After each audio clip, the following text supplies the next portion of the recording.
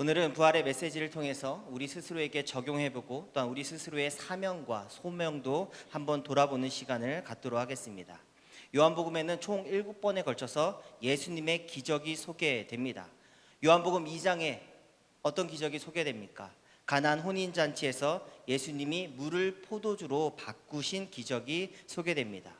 요한복음 4장에서는 왕의 신하의 아들을 고치시는 기적이 나타납니다. 또한 요한복음 5장 베데스다 연못에 있던 38년이나 되었던 병인을 고치시는 기적을 베푸십니다.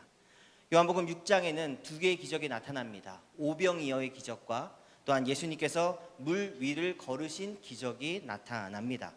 또한 요한복음 9장에서는 시각장애를 가진 이를 주께서 보게 하시는 기적이 드러납니다.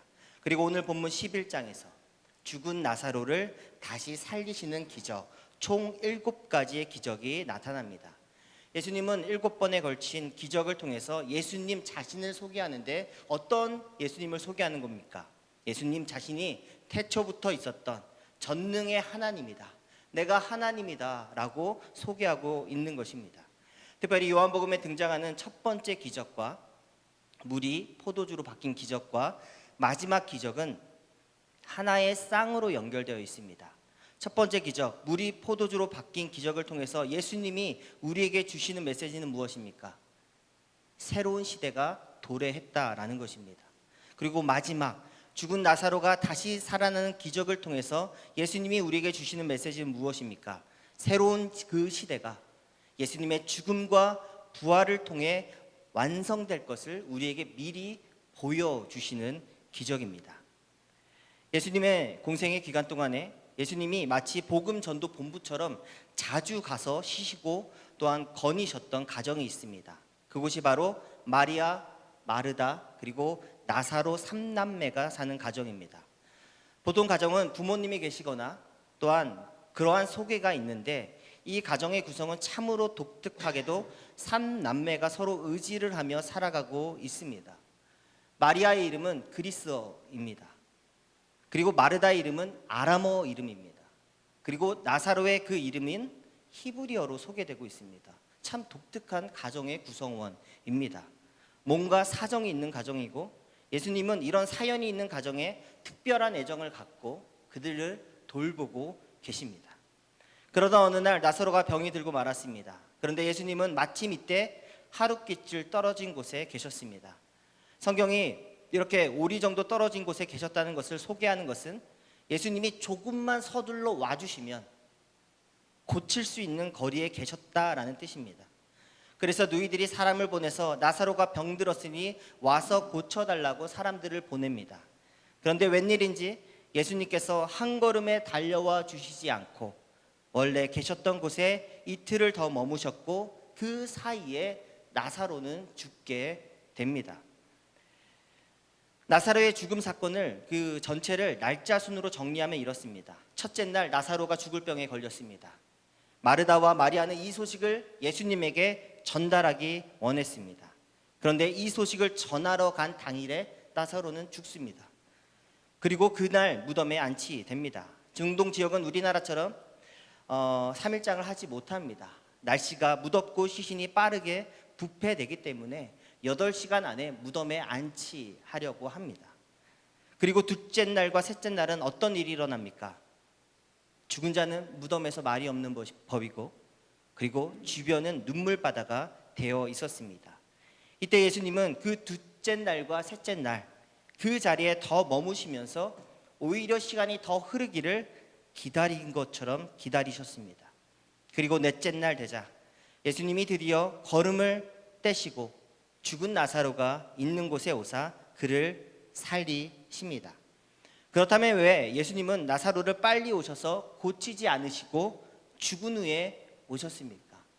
성경은 그 이유에 대해서 명확하게 이렇게 말합니다.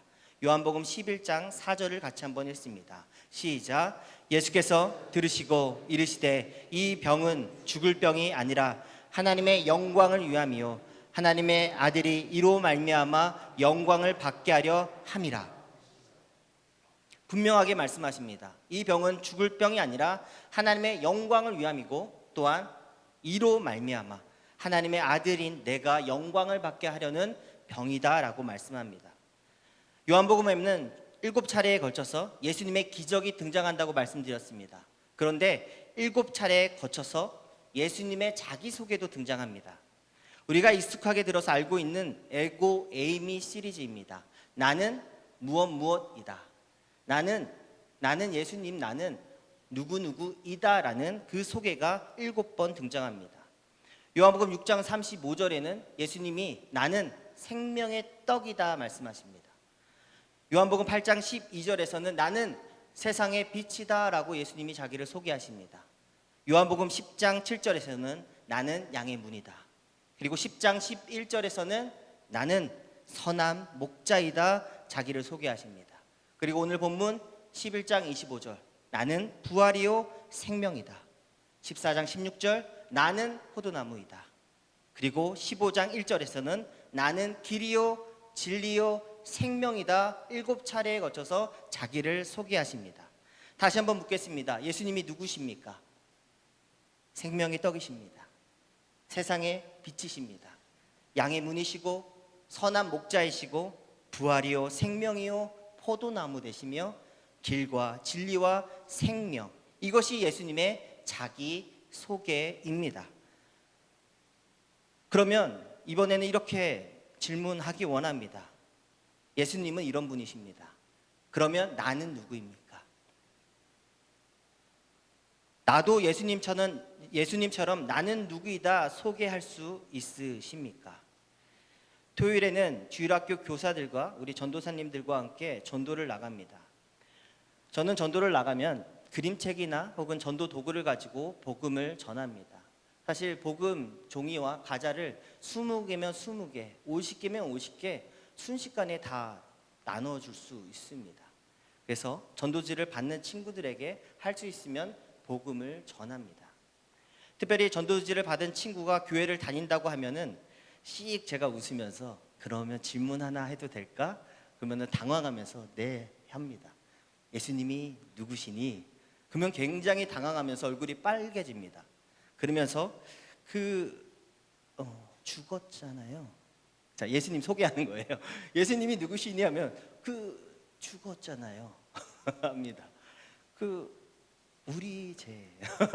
이렇게 단어 하나를 얘기하면서 대답을 합니다. 정확하게 잘 모르고 또한 정확하게 대답을 잘 못합니다. 성도 여러분, 예수님이 누구신지 명확하게 알아야 합니다. 대부분의 친구들이 그 예수님을 십자가에서 죽입니다. 내 죄 때문에 죽으셨고 우리 죄 때문에 죽으셨고 그 예수님을 죽이기만 하다가 어버버 하다가 이야기가 끝납니다. 그러면 제가 복음을 전하면서 명확하게 그분이 우리 죄 때문에 나의 죄를 위하여 죽으셨고 무덤에 들어가셨다가 부활하셨다라고 마침표를 꼭 찍어줍니다. 예수님이 누구십니까? 그리고 나는 누구입니까? 예수님이 누구신지 명확하게 알고 또한 우리가 소개할 수 있어야 합니다. 예수님이 누구신지 명확하게 아는 사람은 자신을 소개할 때도 내가 누구인지 명확하게 소개할 수 있습니다. 7가지 에고 에이미 예수님 나는 누구이다 라는 소개 가운데 가장 많이 등장하는 단어가 무엇인지 아십니까? 생명입니다. 예수님이 자신을 생명의 떡이라 소개하셨고 예수님이 자신이 부활이요 생명이다 말씀하시며 마지막에 나는 길이요 진리요 생명이다 표현하시면서 생명이란 단어가 3번 등장합니다. 그러므로 예수님은 생명입니다. 그리고 나도 생명입니다. 아멘. 예수님이 부활이십니다. 나는 부활입니다. 예수님이 세상의 빛이십니다. 나도 생명의 빛입니다. 이것이 나의 소개입니다.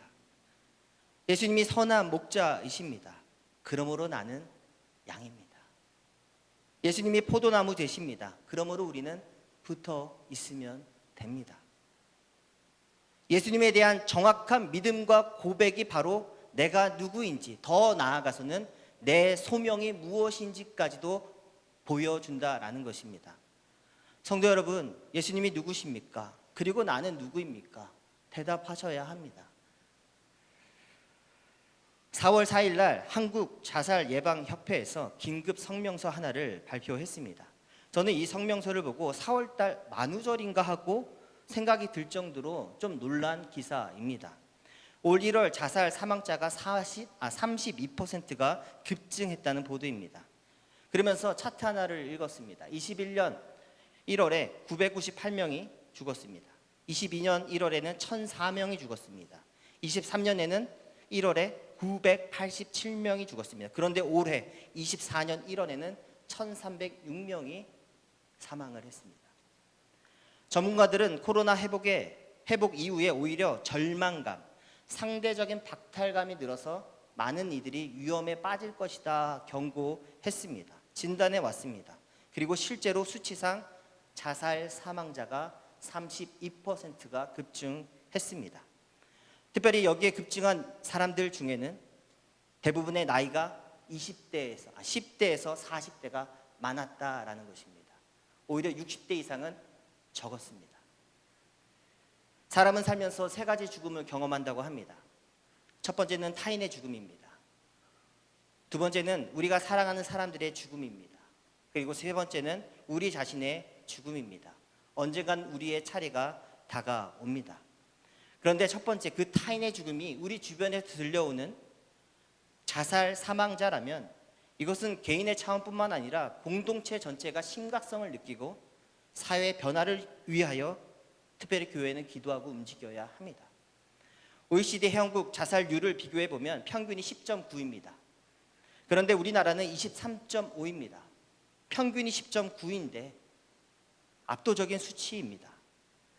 자살 사망자가 많았던 일본도 현재는 14.7이고 우리나라보다 더 많은 사람들을 보유했던 핀란드도 현재는 14.2입니다.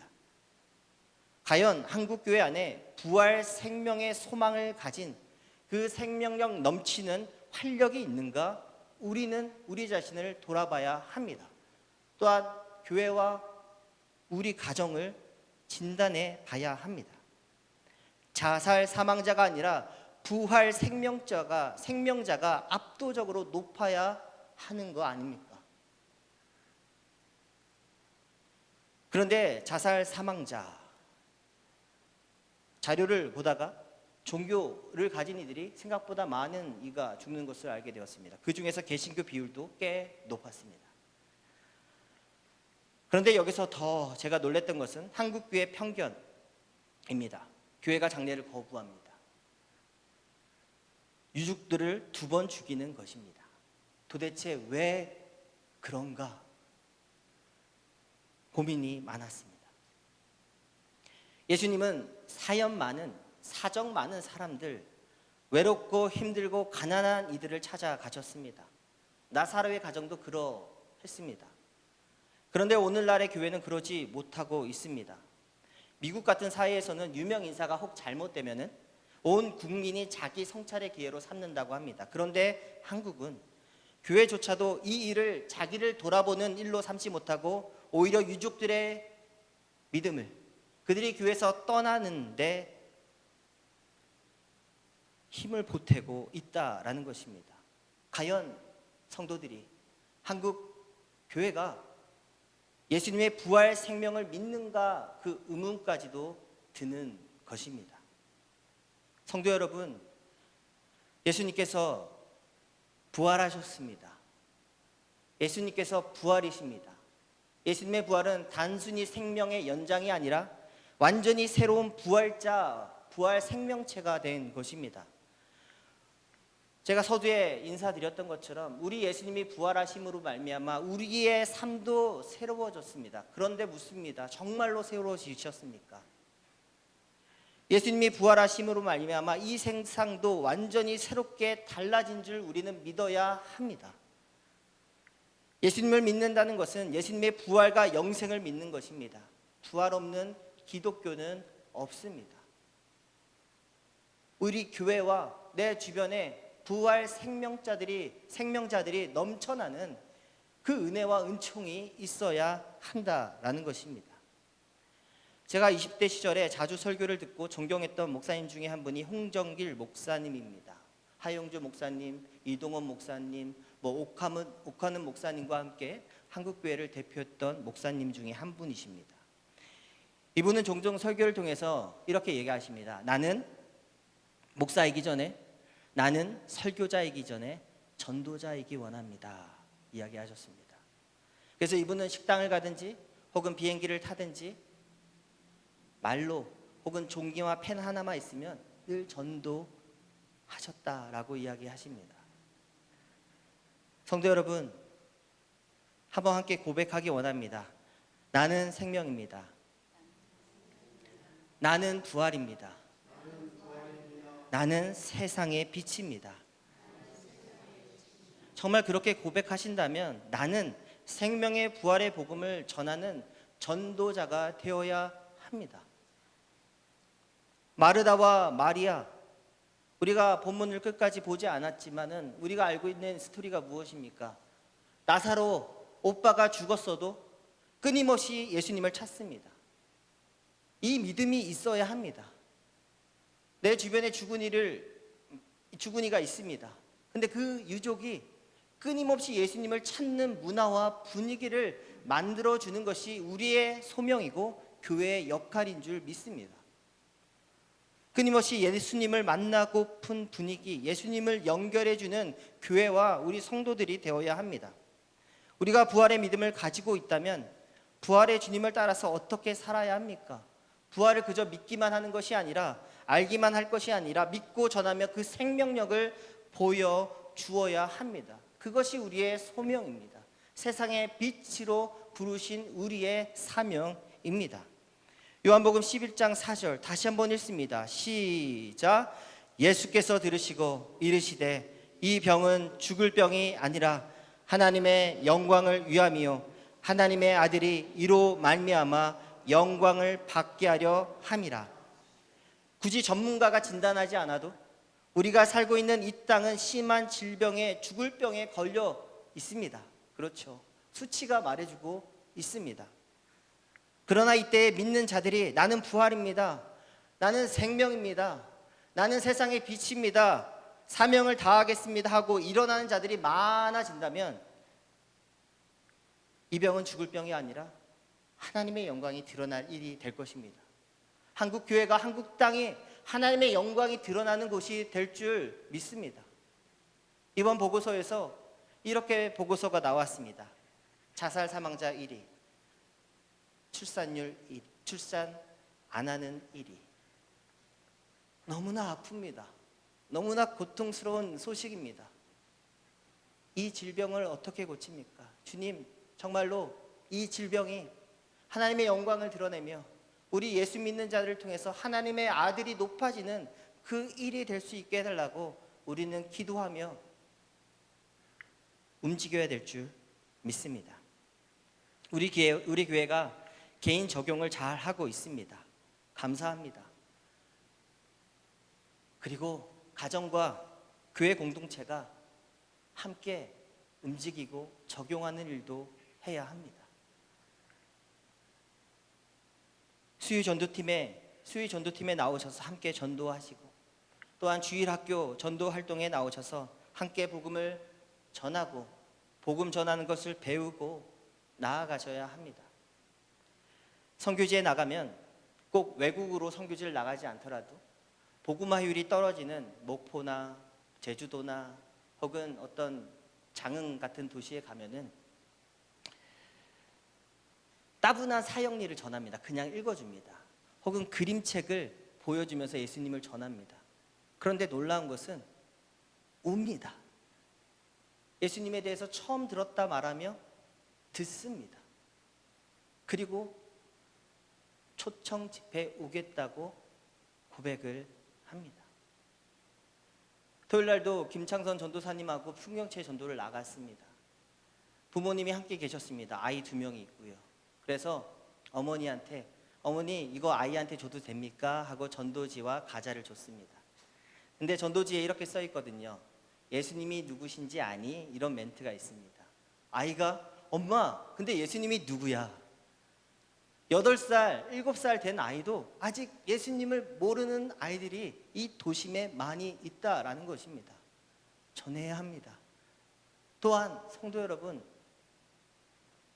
우리가 최근에 내 주변에 있는 지인들에게 복음 얼마나 전하셨습니까? 그냥 단순하게 예수님이 우리의 죄를 위해 죽으시고 무덤에 들어가셨다가 부활하셨다. 내가 믿는 것은 이것이다. 나는 생명이고 나는 부활이기 때문에 이것을 전하지 않을 수 없다 하고 전한 일이 언제이십니까? 그 경험이 언제 있으십니까? 우리가 복음을 전하는 것, 이것 시작 자체가 기적인 줄 압니다. 그리고 그 단순한 복음을 듣고 교회 오고 내가 예수 믿겠습니다 고백하는 것 자체가 기적인 줄 압니다. 우리가 믿는 예수님은 기적을 일으키는 분이시고 부활이고 생명이십니다. 생각보다 우리 주변에 우울하고 불안하며 그 생명의 빛이 흔들리는 분들이 많이 있습니다. 예수님을 전해야 합니다. 성도 여러분, 예수님이 길이요 진리요 생명이십니다. 아멘. 우리 예수님이 부활이요 생명이십니다. 나도 부활이요 생명입니다. 내가 세상의 소금입니다.